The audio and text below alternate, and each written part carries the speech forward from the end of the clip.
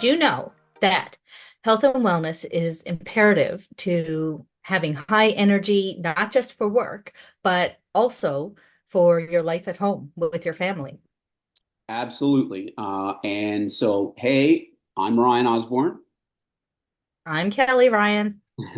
And over the past few weeks, we just kind of, try to put our heads together to see, if we can apply some value in terms of, what we see on a regular basis. And we are both into corporate wellness and also, coaching clients, busy, individuals. And this is all about energy management. And we wanted to just chat about what we feel pretty much align with both of our coaching and I guess healthy living philosophies and how they interrelate. And we just thought it'd be, cool in an informal way to, do an energy series, if you will, to kind of give you actual, actionable items that you can kind of work on and hopefully see some improvements to your own energy management and health. Yeah, exactly. And I think we're basically covering four different pillars over this series. Yeah, absolutely. Right. Yeah. So we're just going to drip this out as we go along, and we want to keep this informal. And if you've got any obviously questions or comments kind of coming from this, feel free to state this wherever you see the videos or reach out to us by any means possible. So the four pillars, we're going to start with with mindset and stress. Okay, which are massive in terms of where a lot of people are. Stress is certainly ever increased, especially over the last couple of years since COVID. But it can really be a hindrance and a bottleneck for, I'll say, your daily productivity and energy. Then we're going to move right into nutrition, hydration, and then movement, exercise, and then finish with sleep. All right. So let's get this. As you excited to get this thing going, Kelly? This is going to be an amazing series. I am so excited for Yeah. this. It's going to be chock full of information, but we're also going to give you some actionable steps too. So it's not just information for the sake of information. Yeah, absolutely. We want definitely to leave you with something that you can digest and implement right away. All right, so let's just get things going. So stress and mindset, and let's first kind of cover stress, right? And yes, it's like, hey, not all stress is bad. We know that. But Kelly, kind of posing the question to you is, let's talk about chronic stress versus maybe situational stress, right? Like, what's the difference? Kind of how does it affect our health and energy? Yeah, so there are two types of stress, which is really interesting. I mean, people just think, oh, I'm stressed, and that's it. But that's not always the case. So you've got chronic and you've got situational. Chronic is long term and it doesn't really go away. So it could be work, kids, money, relationships, any of these things that last a long time and you're constantly stressed all the time.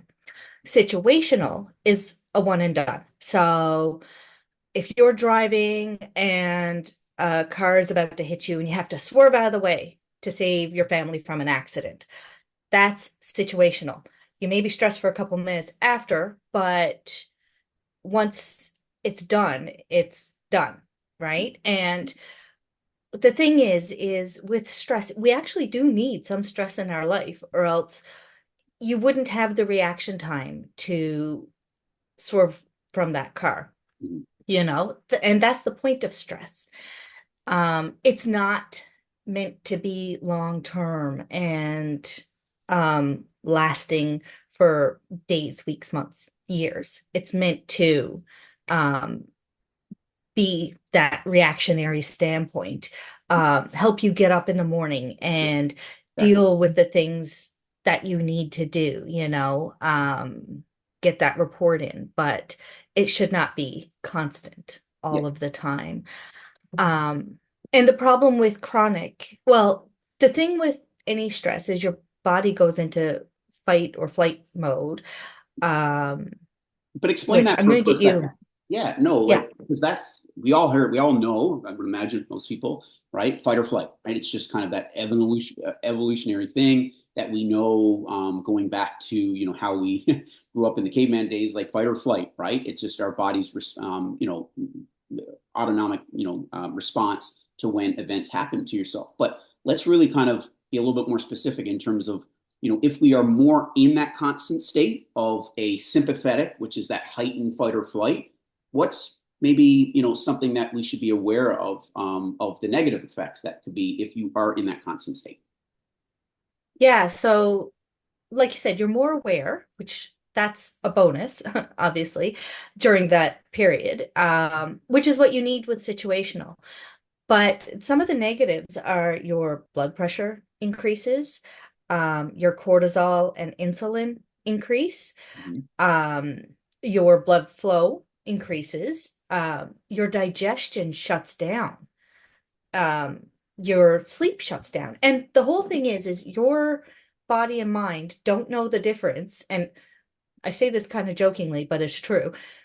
Your body and mind don't know the difference between I've got this big report due and there's a bear chasing me or a saber-toothed tiger or whatever you want Absolutely. from an evolutionary standpoint. Right? So when you're chronically stressed all the time, your body's constantly thinking, oh my God, there's constantly a bear chasing me and I can't sleep and I don't want to be digesting food because I have to save myself and my family from this bear. Right? And I know that sounds kind of silly, but when you're here stressed because of work or money or what to eat or whatever, um, your body and mind don't realize that it's not because of a bear. So it still acts the same way. It still shuts down your digestion.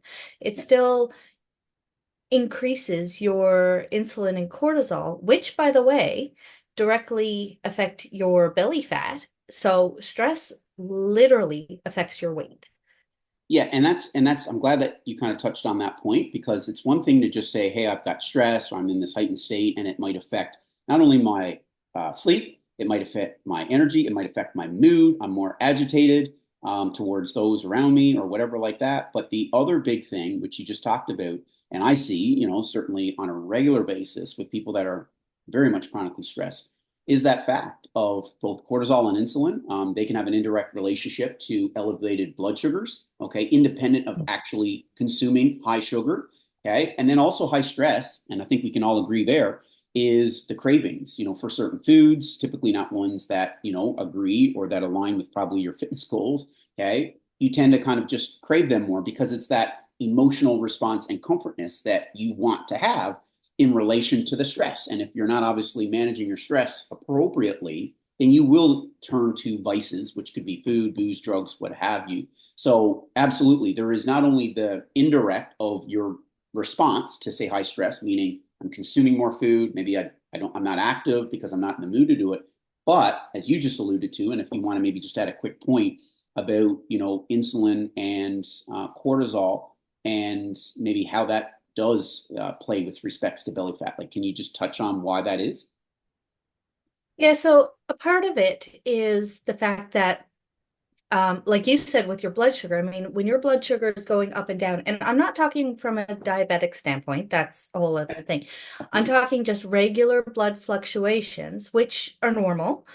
Um, they're increased with stress, right? So when your blood sugar is dipping, you're craving those carbs, you're craving that alcohol, you're craving that sugar, right? And that's when it's easy to grab the chips and it's easy to grab the candies. It's easy to grab that beer or that wine or Yep. whatever, which is going to make your blood sugar go like this even more, right? So it's a bit of a self-fulfilling prophecy, if you want to say.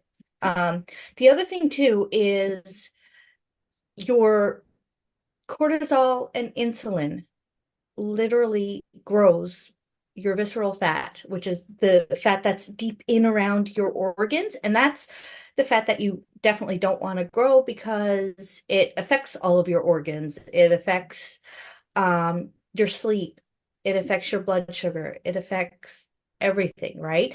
But conversely, your visceral fat affects increases your insulin and your cortisol. So again, it's a cycle, it's a circle, right? One is affecting the other and they both grow each other. So um yeah, it really is so important when it comes to your health and wellness. People don't realize the effect that stress has on their health and wellness and their food. Mhm. Um, and it's really interesting because people think different parts are separate, like your stress levels, your mindset, that's all separate from what you eat, but it isn't. It really does affect each other. It's Yeah, fascinating. absolutely. No, I love that. And that's why we pretty well paired mindset and stress. And I think like, I think people really underestimate and they undervalue a 10-minute outside walk can do to one's stress levels. Like no joke. Especially just outside, which the sounds of nature, obviously natural sunlight, but just getting out for something as quick as that. I think, when people are under stressed, I know they can feel like they're in quicksand. And sometimes our mindset goes towards, well, I don't have the time, or in order to actually probably see benefits to my stress, I'd have to do, a 30-minute walk or an hour walk, or I have to do so much more than what I'm currently doing. And that can be very debilitating and demotivating, right? And so I think, on my end of it, from say a movement fitness perspective, I mean, a 10-minute walk, as I said, outside or at least just inside, if it's a really crappy day, or you work from home and you just, literally to your post office and back, hop on your treadmill if you have one at home, can be an absolutely game changer. But maybe from I don't know, a breathing, like what's probably a real go-to stress management tactic that you tend to either use personally or that you recommend, employees and companies to use? Um, so definitely walking outside. That actually does two things. You get the adrenaline from and the endorphins from the movement, Um, but the other thing too is 20 minutes of sunlight a day gives you vitamin D, and sunlight is one of the best sources of vitamin D, which vitamin D and zinc, vitamin C, selenium, some B vitamins, iron, and other nutrients as well are all actually depleted during times of stress. And they're ones that can help us be resilient Mhm. during times of stress. So it's really important to replenish them. And like you said, I love that you said, "Oh, I need to go outside for an hour," but you don't, right? And I love how you said that. No, you don't need to go outside for an hour. Um, 20 minutes is great, right? And it doesn't need to be all at once. If you've got 5 minutes, go out for 5 minutes. And later on, go out for another 5 minutes. That's fine. So you can break it up throughout the day. Um, which is why I really love the link between stress and nutrition, I mean, um, because a lot of people don't realize about these nutrients. The thing that there's a lot of different activities that you can do, and it's really good to try and find what works for you. Like I said, for me, I like getting out for a walk. I find that makes a huge difference. But there's other ones like deep breathing. Um, you know, and you can do something like box breathing. I don't know if you've heard of that before, but box breathing is really easy. You literally picture a box and you just breathe in for 4 or 8 seconds, hold it for 4 to 8 seconds, breathe out for 4 to 8 seconds, and hold it for 4 to 8 seconds. And you kind of do that a few times. It only takes a minute or two, but breathing oxygenates your brain, which can help your mood. It also helps to regulate your nervous system. And yeah, and so doing something like box breathing can really help with taking you from a heightened state down to a calmer state. Yeah, That's definitely one that I really like awesome. doing. Yeah, no, and that's the same thing. For me and for a lot of people, I think, right? Positioning themselves to do, 10 minutes, 30 minutes meditation or just something like that, especially for those that don't do it, have never really tried it, depending on their attention or ability to focus on something for a period of time. Box breathing just tends, and it's number one, it absolutely is proven to manage your stress and get yourself in a more just I'll say calmer state. And it's just something that's not only easy to remember, but it can literally be, 2 minutes, of just kind of putting yourself off, and then getting into that state and then moving forward. So you're not asking yourself to go somewhere or get into some sort of Zen, mindset. That can absolutely work, but I think a lot of individuals that may not have experienced the power of simple breathing or quick breathing, that's a great place to start. Okay, so that's pretty much stress, right? In a nutshell. Okay, so maybe from a mindset perspective and why you touched on it briefly, but like at the end of the day, I just know with all the pillars that we're talking about this energy series, or for individuals as a whole that are trying to, I guess, just manage their health, manage their fitness, their lifestyle habits, just the chaos of life and family. Okay, mindset, I know me, and what I've come to know with you, Kelly, is a real core, I guess, value, and also just a component of your coaching philosophy. And mindset, I feel, is where a lot of people, again, it might be when you say the word mindset, it can be washed because a lot of people talk about mindset, and it also might be viewed as this, oh, woo woo, whatever it is like that. But I always coin it, back to my field of, if you're gonna, try to get a muscle stronger, you put in those hard reps, and mindset is really the same sort of thing. And there's so many ways that you can work on your mindset and improve your mindset. It's a steady progression. There's no apex. Like, I've got the best mindset and I'm perfect from now until, you know what I mean? It's constantly an evolution of where can maybe you enhance some things. So what's maybe just a quick term, or I guess statement on mindset and why you value mindset so much, Kelly? You know, it's funny, and maybe you've heard this before, but you talk to yourself way more than you talk to anybody else or anybody talks to you, right? And I always try to remember, would I say this to my best friend, Yeah. or to my daughter, right? And trying to work on how you speak to yourself in your own head makes a huge difference because, again, like, your mind doesn't know the difference between um a bear chasing you, or like why you're stressed or why you're thinking certain things, right? And your mindset really can affect your stress, but it can affect whether or not you're going to take that movement break, or whether or not you're going to choose an apple over wine gums, Um, one thing I really like to do is, and this is something that I've gotten my daughter to do as well when she feels stressed, is what are five true things? You know, five true things for me are: I have a roof over my head. Um, I have great friends, who are very supportive.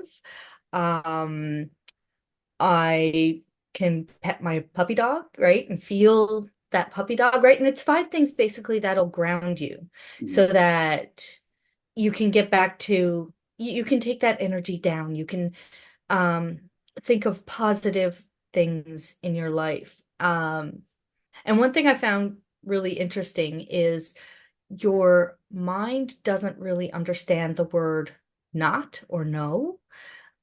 It doesn't really understand negative statements a whole lot. So if you're saying, I'm not going to eat junk food anymore, your brain basically hears, I'm eating junk food, right?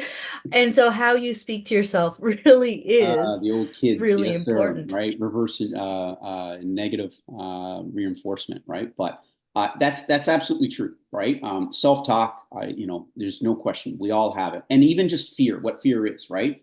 Just, expecting the unexpected. There's nothing reality of fear, right? It's our own experiences and thoughts on what may or may not happen. And that can really just spiral in terms of how you approach your day, approach your work. And not having a clear head for a lot of people is a real root for not having a very active or healthy lifestyle. So they know, I need to be active, or I need to eat better. Like, they know all the benefits of healthy living. Like, by now, everybody knows, what should be classified as healthy food, or the value and benefits of being active. But when you are really in a, I'll say, tough mental space, you feel very overwhelmed, obviously stressed as well. it's just one other task, meaning I want to do something, but it's one other task in the list of things that I don't have the energy for. And so I think that's again why managing energy, and what I teach a lot of my, busy, business leader clients is like manage your energy. Like it's okay to talk about weight or how you look or all those things, but at the end of the day, when you feel vibrant, when you feel confident, man, time does not, for the most part, tend to be a big excuse, right? You find ways to do it. But when you are limited on time and on top of that, you're in a poor mood, low energy state, or stress, you'll find anything to kind of go against what you're basically telling yourself that you should be doing, but you don't do. And so Yeah. cycling into a big common thing when it comes to mindset. And I was thinking, with respect to this talk, like what can I add here? And I use this principle, and there's definitely a handful of strategies when it comes to just enhancing mindset or, looking at it from, well, I'd like to be more consistent with whatever. Maybe it's eating better, maybe it's exercise, whatever. And this actual principle came from Jerry Seinfeld when he was actually writing Seinfeld, is he'd have an X on his calendar and he did not miss 2 days in a row. So he came up with the 2 day rule. So if he missed one day of writing for the show, he wrote the very following day. So if he missed a day, he wasn't going to, basically go 2 days without writing. And James Clear, which is the author of Atomic Habits, he talked about this 2 day rule. And I use it in my own case. If I have a off day for whatever reason, I try my best to not let it leak into a second day.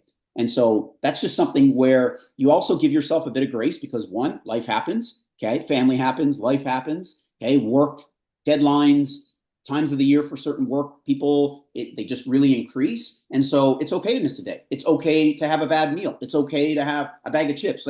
That's not the thing that throws you off track. It's that spiraling attitude towards shame me, crap me, oh well, F it. I kind of now go, if it's Friday and I mess up, well, I'm just going to get back to things on Monday. So you let Friday, Saturday, and Sunday slip off. And so a little mindset strategy, if you're looking for a better maybe consistency, that's not aggressive, right? Is a 2 day rule. So just don't allow yourself to have 2 consecutive days where you're so off track, right? Just get right back onto it. Maybe learn from it. What can you do differently? But give yourself a little bit of grace and permission to say, yeah, I had that day, whoop-de-doo, but I'm not going to let that leak into the second day. Okay. So I think that's a little something that maybe, you might be able to allow yourself to not be so much all or nothing. Because I think a lot of business leaders, decision makers, high performers, okay, are very much all or nothing, right? They might have great success with that in their business or, their corporate, personal world, family, whatever. But when it comes to fitness, I find